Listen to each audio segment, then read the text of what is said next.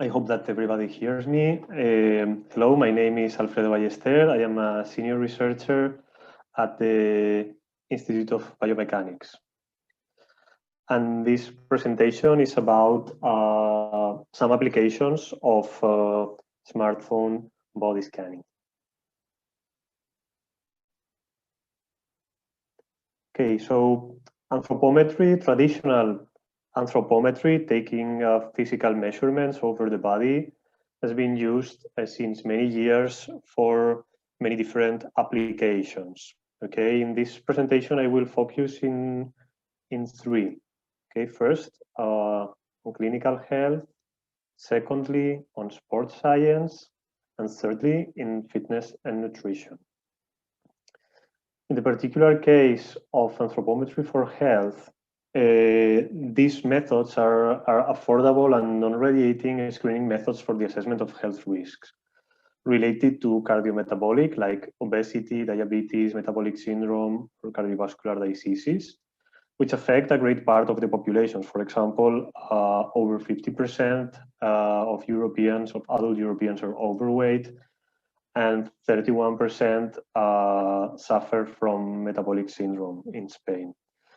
And the second group of health risks is related to age-related illnesses like sarcopenia, which is the loss of muscular mass, frailty, etc. Which, for example, sarcopenia affects 11% of the elderly population in Europe.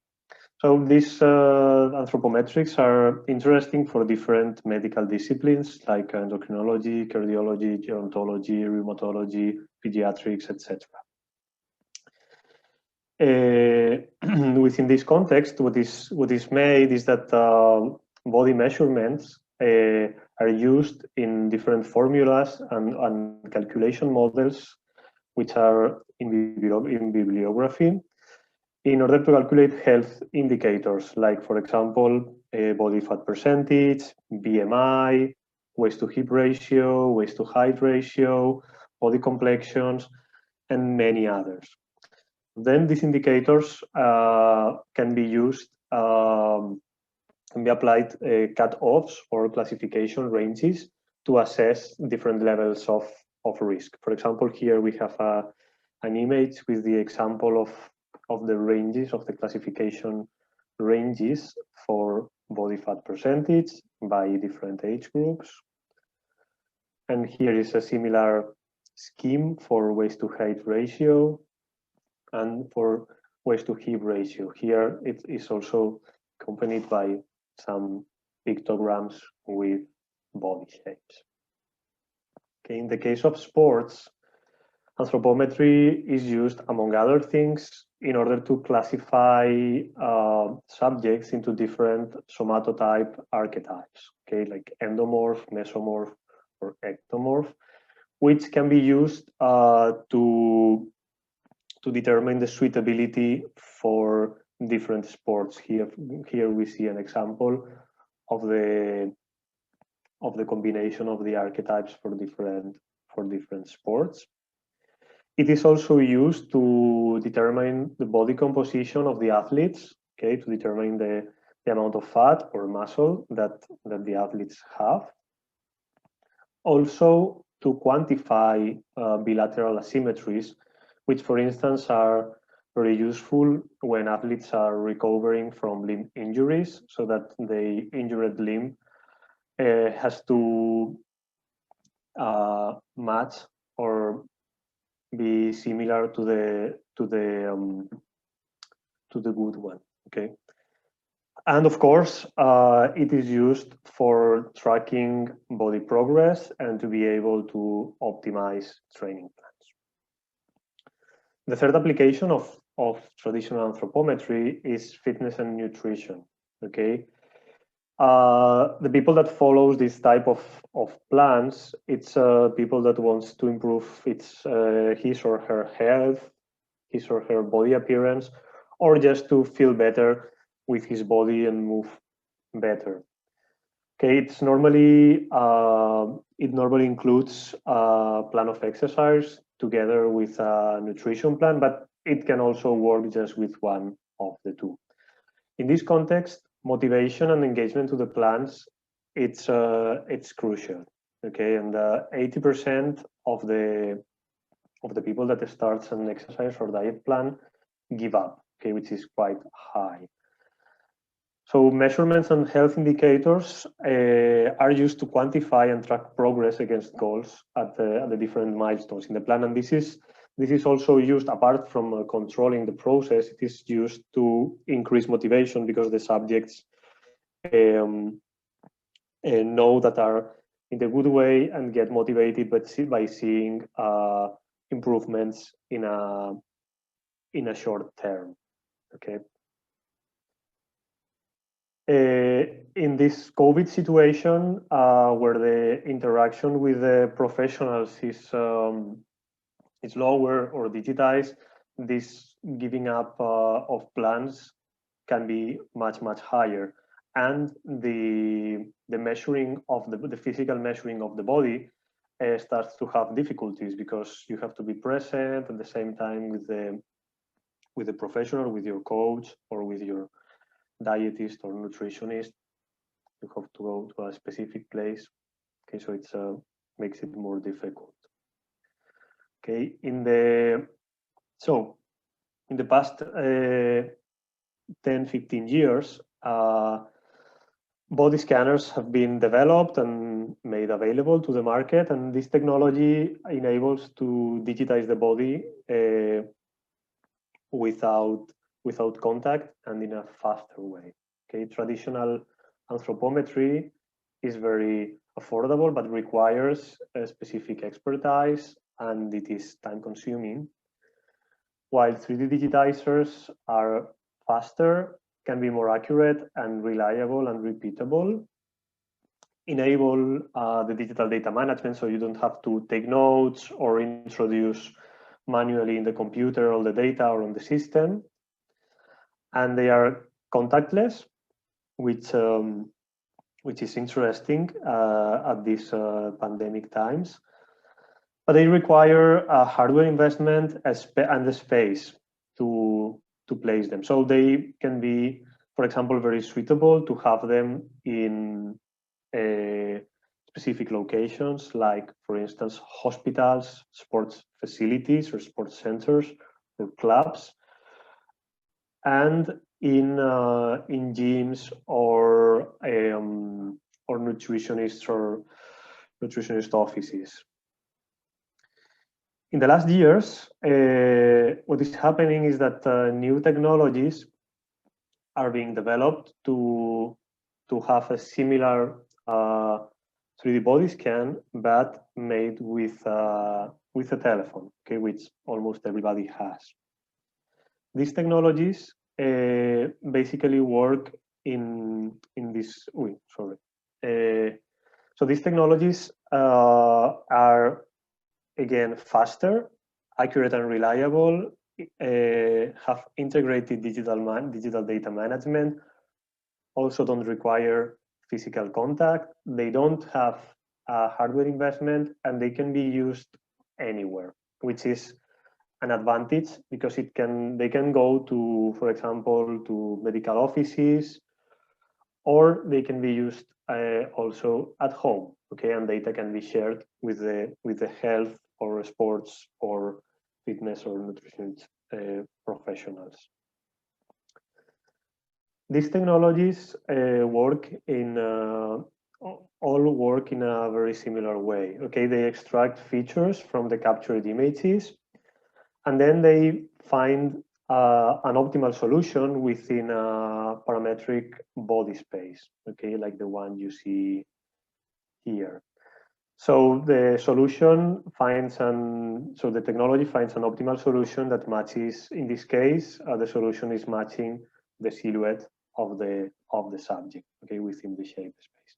These shape spaces are normally created from large databases of parameterized bodies. Okay, these next slides are focused on on this specific smartphone body scanning solution, which is called 3D Avatar Body, which is developed by us, by IBB. In this case, you need to take two pictures, a front picture and a side picture with a person minimally dressed. And then you get a navigable 3D object, a set of sample measurements, and you can use it a long time, so scanning every 2 weeks and get your progress in the different body measurement. This is a free demo app that's available on Google Play, so you type 3D avatar body and you can find it there. So as I said before, it's to be used with your own phone. It's quick and easy, and you can use it at home or anywhere else in case you are a professional. And it's also very accurate. So here we have a small video. I don't know if it's going to play. Okay, this is the video that we have on our website, which gives a short overview of the app.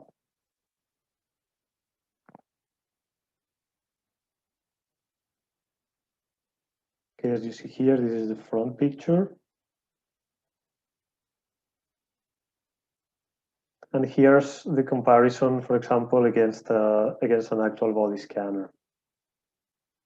Okay, and as I said, you can navigate and get your body measurements and track your progress.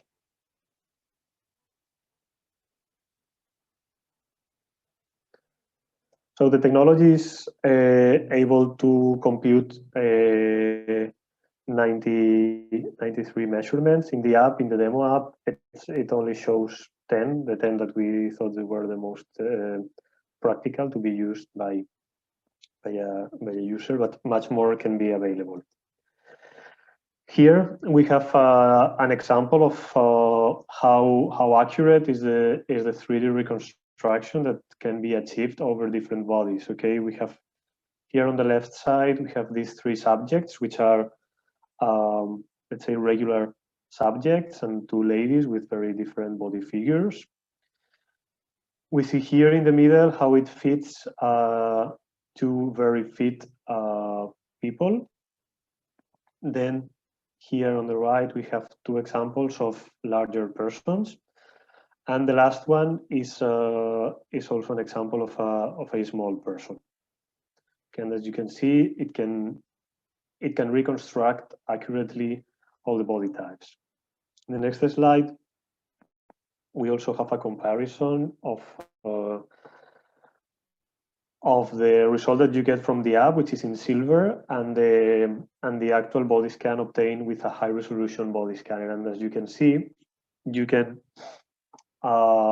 appreciate the body types. So they are not exactly equal, but all body types can be identified, and also you can observe some postural some particular postural attitudes of different subjects. For example, this subject here has a postural asymmetry that can be observed both in the scanner and in the app. This is a kind of summary slide of the process where I want to show the digital 3D body processing pipeline. Okay, we have a final consumer for the health and fitness applications.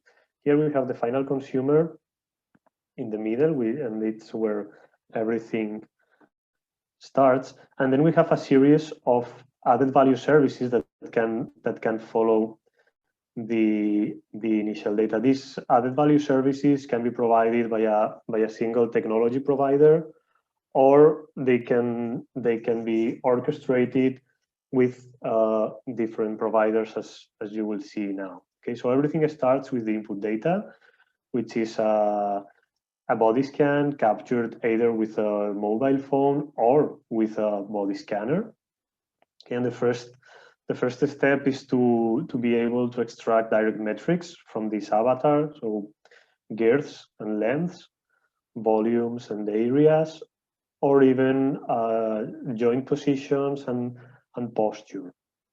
Okay, second step, or another type of added value service, is to compute the health indicators that we mentioned before, and assess and classify across using the different cut-offs and classifiers for each indicator.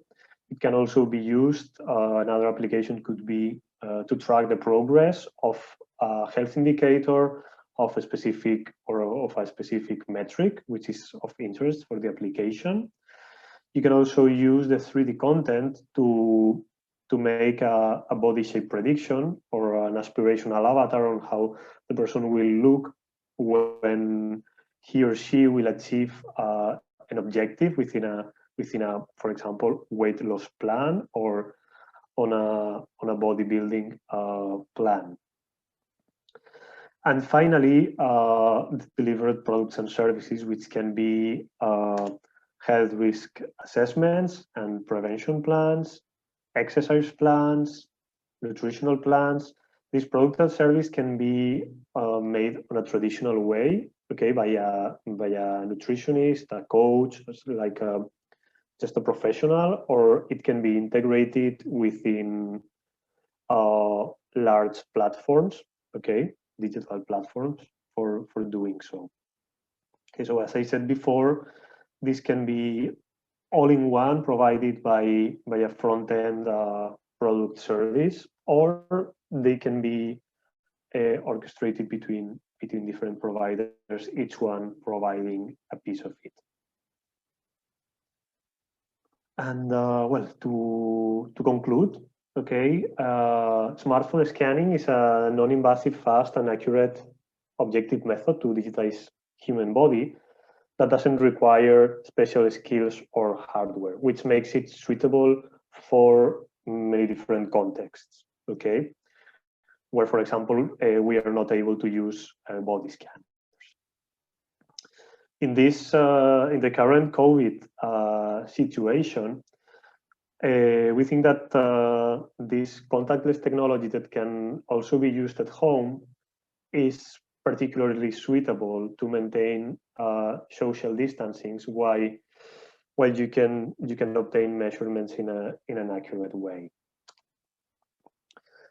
In the clinical health case, we think that since there is a very low investment required to adopt this technology, and there is the potential for its massive distribution, it makes it very suitable to be applied for early detection and prevention and screening of different cardiometabolic and health diseases, especially in primary care or even at home. Okay, in primary care, it's particularly interesting because the capture of the data can be made in a very short time, which is, and time is one of the things that that primary attention doctors don't have. So it's very interesting. In sports, it's a bit similar because time with professional athletes is very precious, and many times the classical anthropometries are not being conducted as much as coaches would like, because they are time consuming, because they involve taking a great number of measurements. So it would be a fast and objective tool for the regular assessment of the physical progress of athletes, and to help in the control of the injury recovery. And finally, regarding fitness and dieting, we think that it's a very interesting tool to take objective measurements and keep users engaged and motivated within healthy living plans. Okay. This last slide, it's intended to connect with the other presentations that were before about the data the BodyPass concept. Okay, so imagine that you capture within your fitness plan your body shape and your measurements. Okay, for this end. But you want to reuse these body measurements, for example, to buy clothing online, or to have automatically regulated your seat in the car, okay? Or even if you want to share it with your doctor, okay, so that he can keep track of your health indicators, or even that you want to share it with your company in order to adapt your working place, okay? So the forthcoming Digital Data Challenge is to enable the individual data reuse and the interoperability, okay?